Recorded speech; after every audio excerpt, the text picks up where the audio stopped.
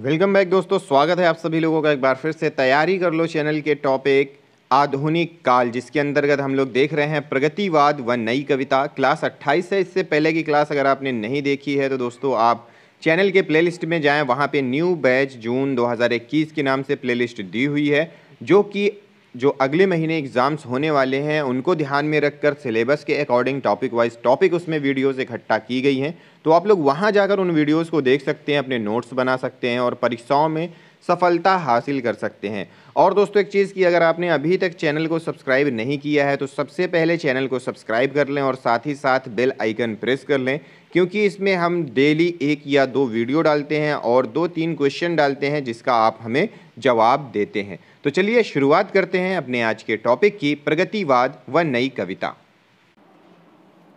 तो बात करते हैं प्रयोगवाद की। प्रयोगवाद सन 1943 में तार सप्तक का प्रकाशन होते ही स्पष्ट हो गया कि कविता ने प्रगतिवाद से भिन्न चेतना ग्रहण करना प्रारंभ कर दी है। प्रगतिवाद व छायावाद के विरोध में प्रयोगवाद आया है। छायावाद में कोरी भावुकता थी, जबकि प्रगतिवाद में शुष्क सामाजिकता। इसके विपरीत प्रगतिवादी कविता अनुभूति और अभिव्यक्ति के सामंजस्य से तैयार होती है। ये जिए तथा भोगे गए सत्यों को उजागर करती है। जैसा कि ऊपर कहा गया है कि प्रयोगवाद की शुरुआत तार सप्तक के प्रकाशन से मानी जाती है। तार सप्तक का जो संपादन अज्ञे जी ने कब किया था? सन 1943 ईस्वी में किया था। इसमें 7 कवियों की कविताएं संकलित हैं। तार सप्तक, द्वितीय सप्तक, तृतीय सप्तक, इस तरह से। तो जो तार सप्तक की जो शुरुआत की थी, जो संपादन किया था, वो 1943 में अज्ञे जी ने किया था।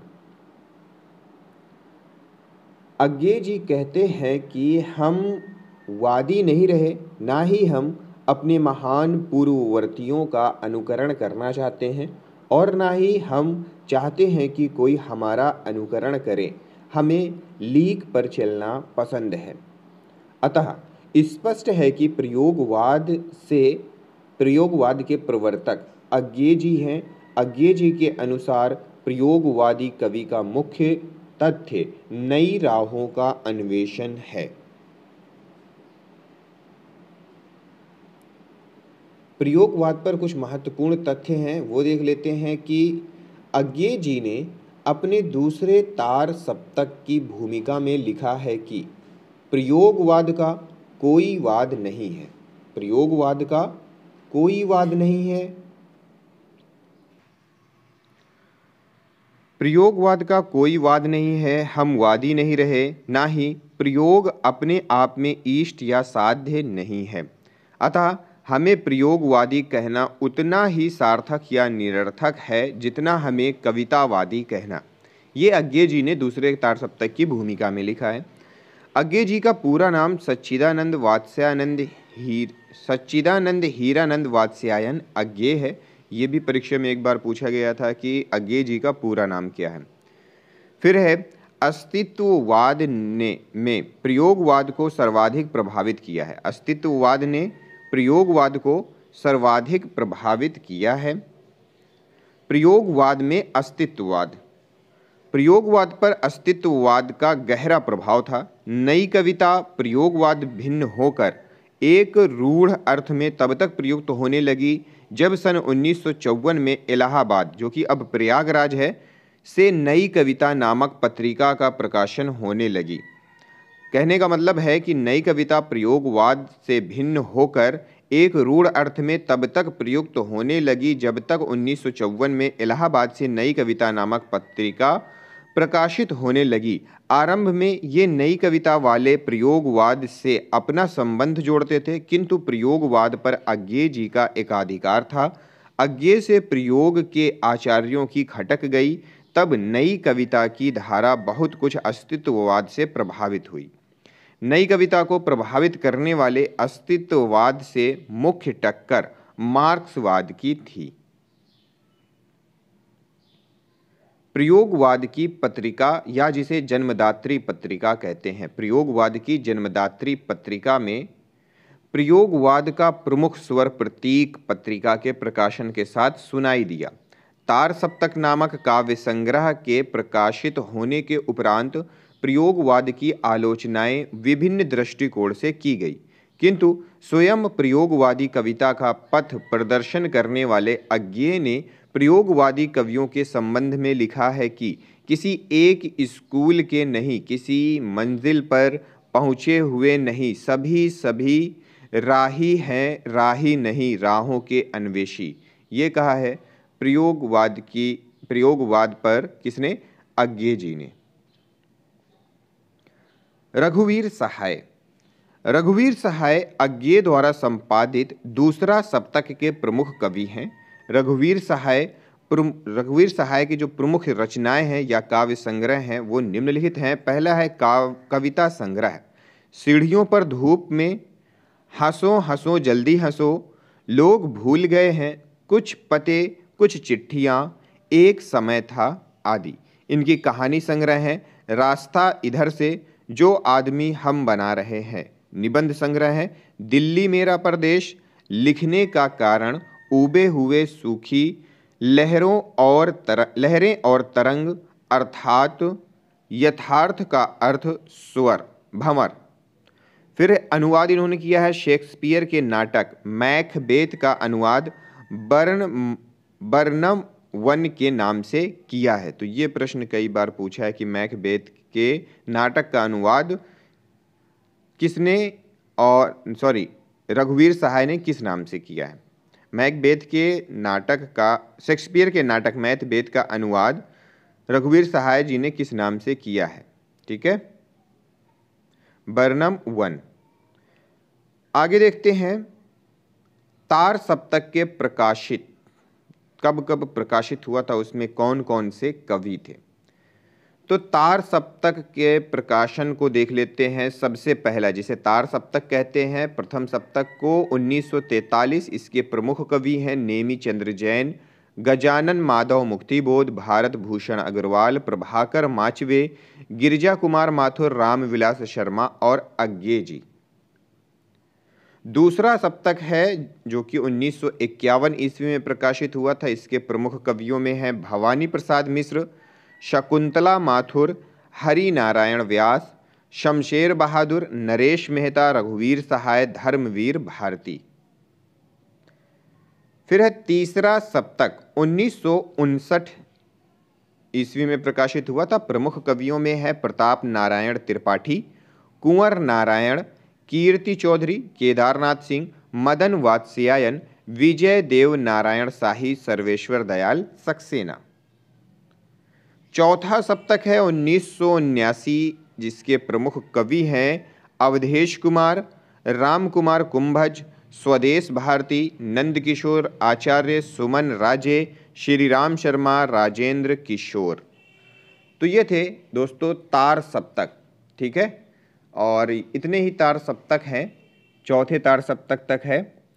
तो ये था हमारा तार सप्तक के प्रमुख कवि और कब कब तार सप्तक प्रकाशन हुआ था। इस पे दोस्तों एक न एक प्रश्न पूछ लेता है, तो मेहरबानी करके इसके नोट्स मतलब कब प्रकाशन हुआ था और कौन से कवि या आचार्य इसमें आते हैं, कौन से सप्तक में कौन आता है। तार सप्तक कवियों को याद करने की एक ट्रिक है, यहाँ पे देख लेते हैं। सबसे पहला है तार सप्तक की ट्रिक अमूने गिरा प्रभा। अब बात करते हैं इससे किस तरह से हमारे तार सप्तक के कवियों का नाम बनेगा। आ से अज्ञेय, मु से मुक्तिबोध, ने से नेमी चंद्र जैन, गी से गिरिजा कुमार माथुर, रा से राम विलास शर्मा और प्रा से प्रभाकर माचवे और लास्ट में जो भा है उससे भारत भूषण अग्रवाल। फिर अगला है दूसरा सप्तक की जो ट्रिक है वो यहाँ पे देख लेते हैं। शाह भर सनद कवियों के नाम यहाँ पे देख लेते हैं। शाह से हो जाएगा शमशेर बहादुर, हा से हो जाएगा हरि नारायण व्यास, भा से हो जाएगा भवानी प्रसाद मिश्र, रा से हो जाएगा रघुवीर सहाय, सा से हो जाएगा शकुंतला माथुर, ना से हो जाएगा नरेश मेहता, और अंत में जो दा दिया हुआ है उससे धा समझ लेते हैं धर्मवीर भारती। ठीक है, अगला है तीसरा सप्तक के जो कवि हैं उनके नाम को याद करने की ट्रिक है के कुकी विप्रसम। के कुकी विप्रसम। कवियों के उपनाम देख लेते हैं। के से केदारनाथ सिंह, कु से कुंवर नारायण सिंह, की से कीर्ति चौधरी, फिर वी है, वी से दिया हुआ है विजय देव नारायण शाही, प्रा से दिया हुआ है प्रताप नारायण त्रिपाठी, और फिर दिया हुआ है सा सर्वेश्वर दयाल सक्सेना, और अंत में दिया है माँ मदन वात्स्यायन। चौथा सप्तक है, उसके याद करने की ट्रिक है श्री आरासुरा स्वन। ये ट्रिक है, कवियों के नाम किस तरह से हैं। पहला है श्री से श्री राम शर्मा, आ से है अवधेश कुमार, रा से है राजकुमार कुंभज, सु से है सुमन राजे, बड़ा रा से है राजेंद्र किशोर, स्वा से है स्वदेश भारती, और अंत में दिया हुआ है ना से है नंद किशोर आचार्य। तो दोस्तों ये है तार सप्तक के कवियों को याद करने की ट्रिक। याद कर लीजिएगा, लिख लीजिएगा, परीक्षाओं में इससे एक न एक क्वेश्चन पूछ लेता है।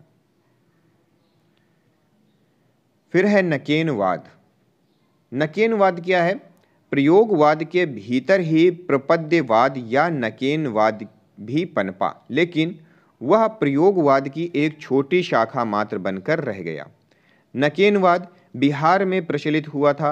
नकेन में तीन कवियों के नाम के पहले अक्षर को लेकर बनाया गया है। उन तीन कवियों के नाम है नलिन विलोचन शर्मा से ना, केसरी कुमार से का मतलब केसरी कुमार से के ले लिया है, और नरेश मेहता से ना ले लिया है, तो नकेन इनके नामों के प्रथम अक्षर से बना है। नकेनवादी तीन कवियों ने प्रयोग दशसूत्री में प्रयोगवाद और प्रयोगशीलता में अंतर स्पष्ट किया है। ये प्रयोग को ही काव्य का एकमात्र लक्ष्य मानते हैं। तो नकेन से क्या हो गया? ना से हो गया नलिन विलोचन शर्मा, के से हो गया केसरी कुमार, और अंत में जो ना है उससे हो गया नरेश मेहता, तो उससे बनता है नकेनवाद। प्रयोगवाद की प्रवृत्तियां देख लेते हैं, परीक्षाओं में पूछ लेता है। प्रयोगवाद की प्रमुख प्रवृत्तियां कुछ इस प्रकार हैं। पहला है समसामयिक जीवन का यथार्थ चित्रण, दूसरा है घोर अहमनिष्ठ व्यक्तिकता, तीसरा है विद्रोह का स्वर, चौथा है लघु मानव की प्रतिष्ठा, पांचवा है अनास्थावादी तथा संशयात्मक स्वर, छठवां है आस्था तथा भविष्य के प्रति विश्वास। नई कविता के बारे में थोड़ा सा देख लेते हैं, और ये अंतिम टॉपिक है इस यूनिट का। नई कविता के बारे में देखेंगे, फिर कुछ प्रमुख कवियों के बारे में देखेंगे, और यहाँ पे हमारी यूनिट समाप्त हो जाएगी। ठीक है, तो नई कविता भारतीय स्वतंत्रता के बाद लिखी गई उन कविताओं को कहा जाता है जिनमें परंपरागत कविता से आगे नए भावबोध की अभिव्यक्ति के साथ ही नए मूल्यों और नए शिल्प विधान का अन्वेषण किया गया है। यह भी कहा जा सकता है कि प्रयोगवाद के बाद हिंदी कविता में जो नवीन धारा विकसित हुई वह नई कविता है। नई कविता के प्रवर्तक अज्ञे जी को ही माना जाता है। ठीक है, हिंदी काव्य में प्रयोगवाद के बाद नई कविता का जन्म हुआ था। यह काल माना जाता है लगभग 1953 ईस्वी के बाद का। कुछ विद्वानों की मान्यता है कि प्रयोगवाद ही कालांतर में नई कविता का रूप ले लेता है। गिरिजा कुमार माथुर छायावादोत्तर काव्य को नई कविता के अंतर्गत मानते हैं, जबकि डॉक्टर राम विलास शर्मा और डॉक्टर नामवर सिंह नई कविता को प्रयोगवाद का ही छद्म रूप स्वीकार करते हैं। वहीं नरेश मेहता और श्रीकांत वर्मा नई कविता को प्रयोगवाद से अलग मानते हैं। ठीक है, नई कविता के दो प्रमुख तत्व हैं, अनुभूति की सच्चाई और बुद्धिमूलक यथार्थवादी दृष्टि।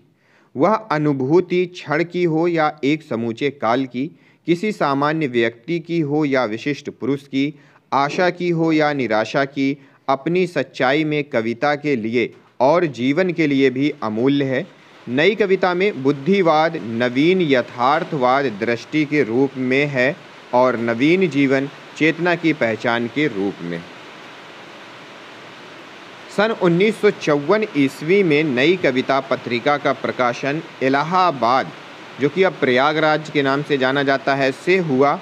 इसके संपादक जगदीश गुप्त, रामस्वरूप चतुर्वेदी और विजयेंद्र नारायण शाही जी थे। नई कविता की विशेषताएं या प्रवृत्तियां निम्नलिखित हैं। पहला है बौद्धिकता का प्राधान्य, यथार्थवाद का अति आग्रह, कुंठा निराशा संदेह की अभिव्यक्ति, कथ्य की व्यापकता और दृष्टि की उन्मुखता, मानवतावाद की नई परिभाषा। नई कविता का नामकरण प्रयोगवाद के कवियों द्वारा ही किया गया था। नई कविता परंपरा का तिरस्कार है और नई कविता परंपरा का विस्तार है, यह कथन राजेंद्र यादव ने कहा था।